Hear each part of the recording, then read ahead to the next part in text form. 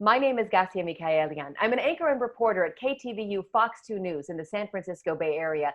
Let's talk about the effect COVID-19 is having on the workforce and specifically the millions of Americans who are now working from home.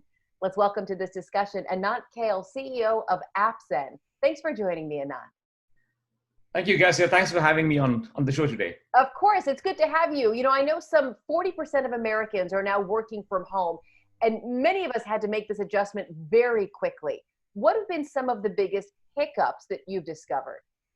Yeah, absolutely. Now, we have been following this for the last couple of months. So what AppZen does is we use artificial intelligence to look through a company's expenses or kind of spend that is going on. And we do it for thousands of companies, including brands like Salesforce, Amazon, JP Morgan Chase, and many others. So we have been watching this, the spend or the expenses right from February when this actually started unfolding, the COVID-19 situation unfolding in Asia, then in Europe, and then finally hit in the United States.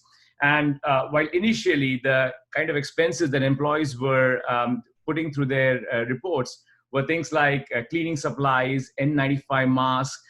It has changed a lot to what is happening today when more and more people are working from home. And now we are seeing a different sort of a set of expenses coming through. Everything from, we have seen ergonomic chairs being bought, desks being bought, all the way to IT equipment, HDMI cables and so on. I know, so I'm typically in a beautiful new studio, right? I was given 1 day's notice that I'd be working from home, and my station provided to me in the course of the first few days a ring light so I didn't look too horrible in my husband's office. I also, of course, got a little bit of an enhanced iPhone, and this is what we use to broadcast typically. So it does seem to be the more, technology is now what's coming into play more than ever. You're right. And it changes by industry to industry, by company to company, which business they are in. So the problem is that companies, like you said, have been caught off guard. They have not written a set of rules and policies on what kind of expenses can employees really expense, right? And that is what is creating a bit of a problem out there.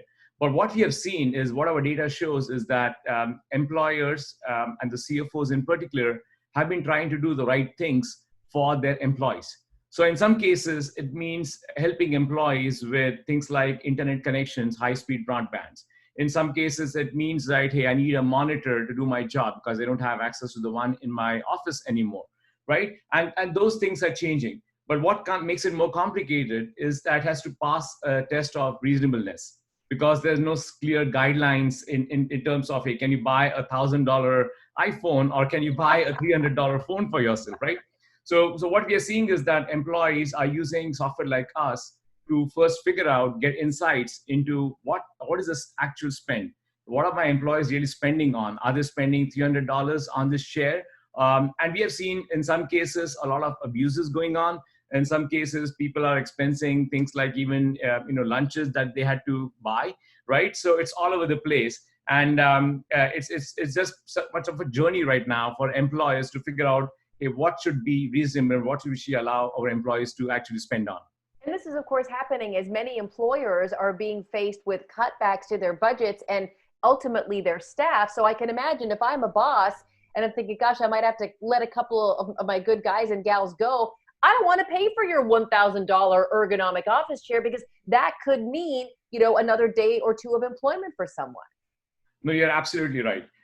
What we are seeing is because we are analyzing all of the company's expenses, not just the ones happening through employees, but also that happens through accounts payable, the bigger spend that happens, right? And the way the CFOs look at it is, am I going to have any kind of spend that I can avoid? Because that's going to help me save a few jobs, right? So any kind of spend that is avoidable gets avoided. And if you're buying a chair, which is really expensive, think about it. Would you do it yourself if it was your own money? Because that's how the managers are trying to look at it. And the best way is to kind of check with your managers, is there any policy already written on these kind of spend before you actually go out and purchase that equipment that you wanted to buy?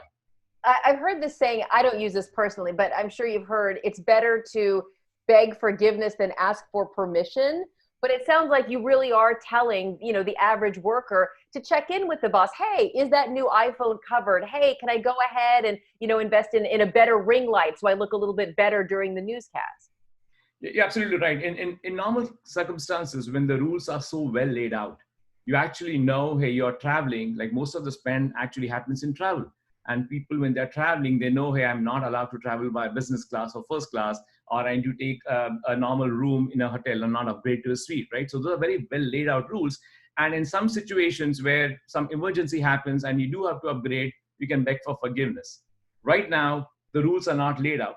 People are still figuring it out, and there's a lot of financial stress on companies themselves, right? So you don't want to push the limits at this point of time. Let it all figure out. Companies will get the rules out. Right now they're trying to help you. They're trying to make sure that employees are safe, they're well taken care of. So let's help them out by being proactive in where you're going to spend your money. I know I've read that some companies are giving their work from home employees a stipend, saying, here's $1,000 either to help ease your misery or to help get a better laptop, kind of whatever you need. And that kind of freedom goes a long way, almost more than the money itself. It's just the trust that your boss is showing you to say, hey, you know what, whatever you need, take care of it.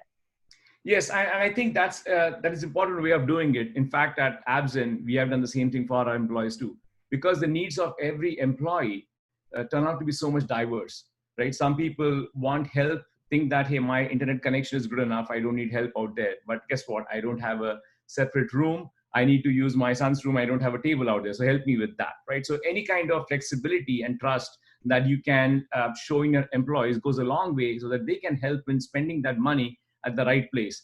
I think every employee, we can safely assume, is going through a lot of stress themselves. It's not just working from home, but being able to take care of kids, the environment around them, and making sure that they're doing the work too. So, and employers are responding in the right way by putting that amount of money in the employees' hands to make sure and trusting them that yes, spend it the way you seem appropriate, but make sure you follow these rules, and it is more of a reimbursement for the work from home charges than taking the next vacation. Right, right. I've never worked from home up until 3 months ago. This is my first and only time. It is completely new to me, but now completely understandable. When you go to an office, typically when you leave the office, your workday is done. You might get a phone call in the evening or an email from the boss, but largely I've put in my hours. When you work from home, there is no beginning and no end to your workday. And I think a lot of workers are struggling with this idea that their work never ends, combined with the sentiment that we're all afraid of getting laid off. So look, if the boss texts me at 9 p.m., I'm going to answer. If the other boss calls me at 6 a.m., I'm there too. Can you counsel employees at any point about how to manage wanting to be the best they can be, but also, kind of turning it off if they have to? Yeah, absolutely. This is a problem across all the companies, right? Especially in Silicon Valley, where we were the first ones to go and work from home. Now, in our own case, what we saw was that some employees were just stuck to their laptops. They were on 24/7 because they were almost trying to replicate what was happening when they were in office. That hey, they're looking at Slack messages, looking at emails. So the first thing that we did was, and on top of it, they had multiple situations to take care of.